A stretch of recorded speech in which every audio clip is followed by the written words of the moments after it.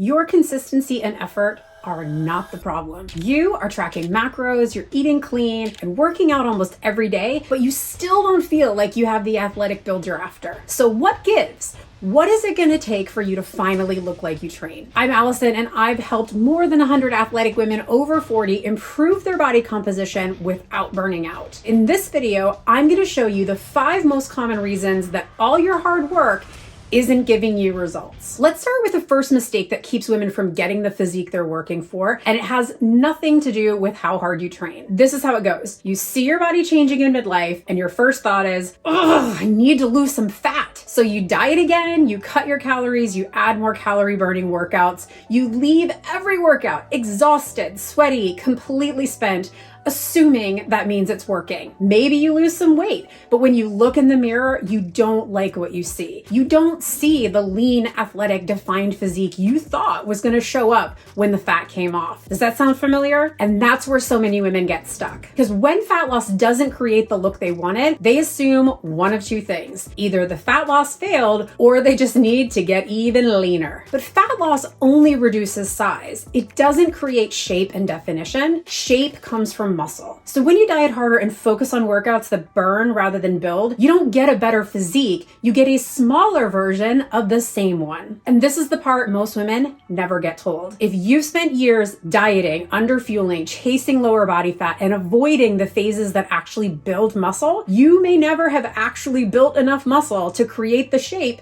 you expected the fat loss to reveal. So if fat loss isn't giving you the look you want and more workouts aren't fixing it, what are you actually supposed to do instead? You have to stop trying to diet your way into a body that actually has to be built. Because when you diet, you reveal what you've built or what you didn't. If you want to look strong, athletic, and defined, there needs to be a solid shape under the body fat to reveal. And that comes from progressive resistance training, sufficient fueling, time spent building muscle, and long-term consistency. And when I say that, I mean we're talking months or years, not days and weeks. You have to build first, you refine and reveal second. Okay, now you understand you have to build, you can't just burn. Well, that's where the second mistake comes in, trying to build muscle and lose fat at the same time. You're hitting your calorie deficit, getting in cardio, lifting heavy, you tell yourself this is body recomposition. But you're tired, your workouts feel flat, your strength isn't going up,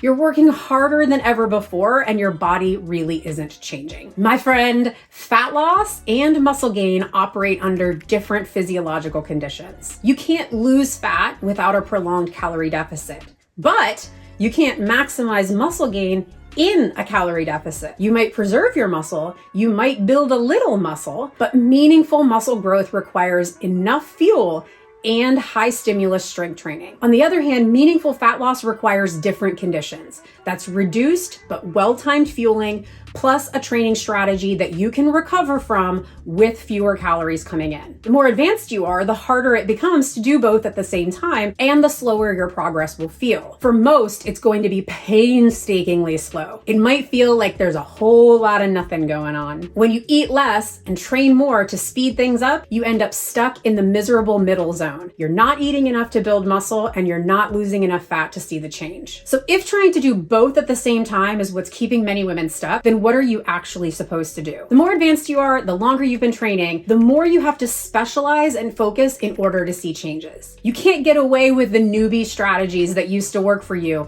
because you are not a newbie anymore. In this case, you have to stop trying to maximize everything at once and start using a phased approach. Periods of strategic fat loss and periods of maintenance or building. That's how you actually create a physique over time. You don't need to suffer more to see more results. You need a smarter approach. So once you fix the first 2 mistakes, there's a third mistake lingering in the shadows, waiting to derail you, and it's one of the most common I see in women who've been training seriously for years. It goes like this. You diet, you lose some body fat, your clothes fit better, you like what you see, so you decide, I just need to stay here. I just need to stay at these calories forever and always. Lock it in and don't mess it up. And before you know it, you've been living on low calories for months, sometimes years. Then something shifts. You haven't started eating more or training less, but you don't look or feel as fit. Your performance is stalled, you keep getting injured, your energy tanks, and nothing seems to work anymore. So you assume that something is wrong with your metabolism or you're just getting old. But your metabolism isn't broken, it's adapted. When you consistently try to keep your calories low while keeping your activity up, your body responds by conserving energy. Your resting metabolic rate slows, your thyroid function decreases, your daily step count drops due to reduced energy, your digestion slows down, you feel bloated, full, uncomfortable, your hunger signaling increases, your recovery takes a hit, and your training quality suffers as you start to lose muscle. This is not a dysfunction. It's the way your body was designed to try to survive on less. Think of it as your body adjusting its gas mileage to become more efficient. And this is where a lot of active and athletic women stall out, because when progress plateaus, the instinct is to eat less and add more training. But if your body's already underfueled, under-recovered, and adapting downward, where are you expecting progress to come from? At some point, you don't need to push harder, you need to stop digging. You need to stop trying to get by on the bare minimum. This is where a maintenance phase becomes critical. Spending time at your maintenance calorie level improves your metabolic function, your training performance, your recovery, your energy, your sleep, your appetite regulation, and your overall biofeedback. Eating more can actually help you burn more. And it's not because of magic, it's because your resting metabolic rate is no longer suppressed by chronic underfeeding. And better fueling leads to better training, which drives better physique progress. Also, trying to live on the bare minimum of calories, you have zero flexibility to live a normal life or even eat your own birthday cake. For many women, trying to eat low calories forever is the reason they don't look like they lift. So now you're ready to eat and train at the right level for the phase you're in. The problem is most women have no idea if their numbers are actually accurate. And here's why that matters more than you think. Maybe this sounds familiar. You're eating clean, religiously tracking your macros, using a calorie calculator, maybe even adjusting up or down based on what your fitness tracker says you burned for the day, and still nothing is happening. So you tell yourself, I'm in a calorie deficit. The calculator says so, and it's not working. Or worse, you assume that something's wrong with you, your metabolism, your hormones, your body. But if you're not losing weight over time, you are not in a calorie deficit. It doesn't matter what your fitness tracker or your macro calculator says.